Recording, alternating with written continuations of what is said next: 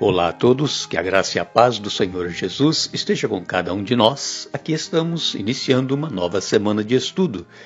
Nós ficamos agradecidos a Deus porque Ele nos concede mais esta oportunidade de termos contato com a Sua Palavra.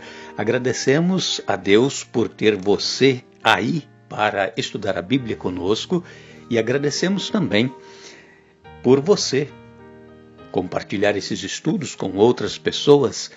Agradecemos a você também que é inscrito no canal Hora Tranquila no YouTube. Aqueles que ainda não são, nós gostaríamos também que se inscrevessem. Basta entrar no YouTube, digitar Hora Tranquila, vai aparecer ali a nossa página e você então clica em inscrever-se e estará inscrito. Nós somos gratos a Deus por todos vocês onde quer que estejam estudando a Bíblia conosco. Nós queremos também dizer que você pode nos escrever de onde você nos acompanha estudando a Bíblia e nós sempre procuraremos mandar um alô para você. Nós temos hoje a Jovelina Costa Primavera, que é de Rondônia, também Tiago Marques de Araújo, é de Jussara, em Goiás. Sueli Alves Santos é de Teixeira de Freitas, na Bahia. Roselei Reis é de Campestre Velho, Santo Antônio da Patrulha, no Rio Grande do Sul. Cássio Carvalho é de Serra Grande, na Bahia. Jurema Fernandes é de Itaperuna, no Rio de Janeiro. Ela é membro da Igreja Adventista. Que Deus abençoe a todos. Nós iremos orar ao nosso Deus. Querido Pai que estás nos céus, estamos novamente diante da Tua presença, agradecidos pelas bênçãos que nos tens concedido, agradecidos também pela oportunidade que nos dás de uma vez mais estudarmos a Tua Palavra. Te agradecemos por este dia de vida e queremos te pedir a unção do Teu Espírito Santo para que possamos entender o que Tu tens a nos falar e também possamos colocar em prática em nossa vida. Pedimos que abençoes a todos os irmãos, amigos, onde quer que estejam ouvindo e estudando a Bíblia conosco e aqueles que pedem orações. Faça, Senhor, a Tua vontade e não a nossa, em nome de Jesus. Amém. Nós vamos esta semana continuar a nossa série que tem como título Escolhidos para uma Missão, e nós vamos ver um outro problema que surgiu com o povo de Israel, que havia voltado do cativeiro lá da Babilônia, e eles estavam agora já em Jerusalém. Eles já haviam terminado a reconstrução dos muros da cidade, e então nós encontramos na Bíblia várias vezes dizendo que o relacionamento social, o relacionamento econômico entre pobres e ricos, servos e senhores, está sempre presente na palavra de Deus. Nós sabemos que a questão da justiça social está sempre presente nesse embate. O rico explorando o pobre e não lhe concedendo aquilo que lhe é devido.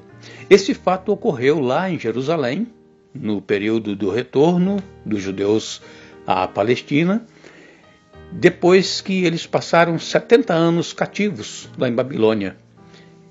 Muitos voltaram pobres, desprovidos de recursos, muitos ricos se aproveitaram disso para tirar vantagem deles.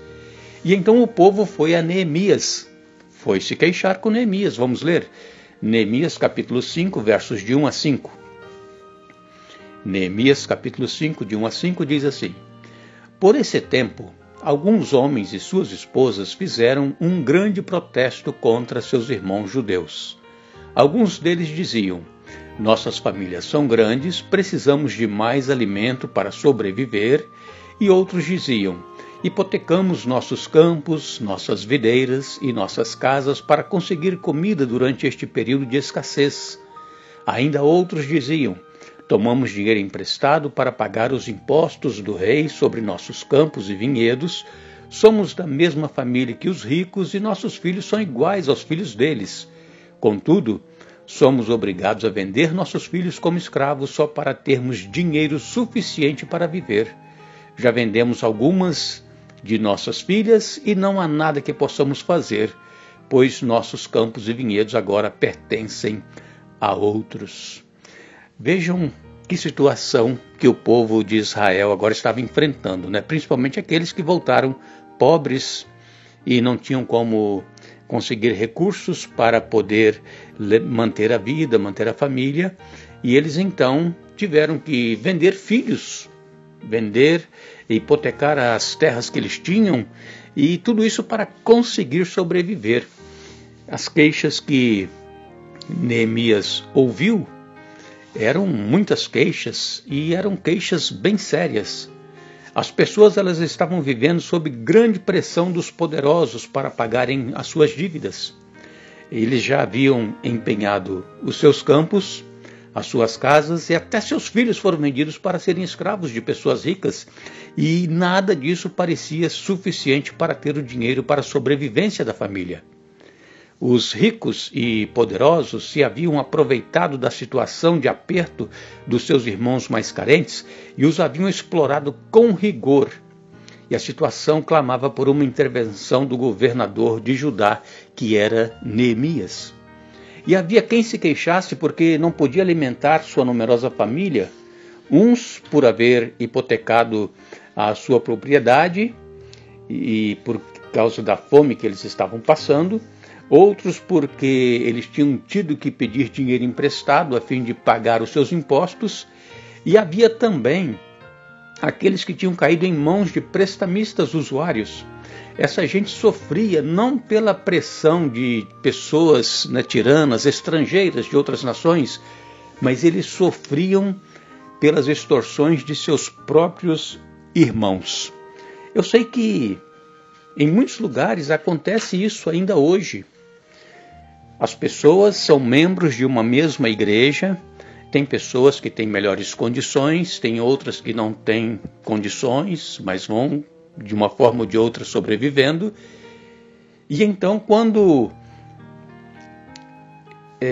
não vê outra saída a não ser pedir emprestado para poder sobreviver, para poder comprar algum alimento, as pessoas que têm um pouco mais, eles exploram essas pessoas mais pobres. Isso acontece hoje em nossos dias.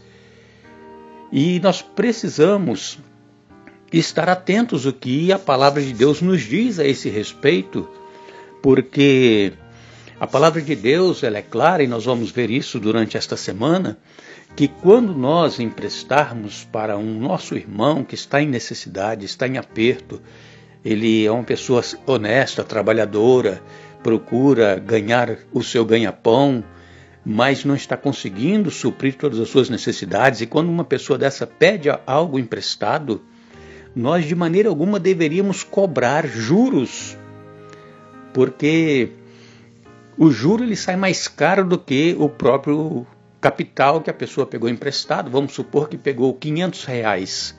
Ele vai cobrar aí 20%, 30% ao mês de juro. É um absurdo, é uma exploração, tirando proveito da situação da pessoa que está passando necessidade. E então o juro ele acaba ficando muito mais alto do que a dívida inicial.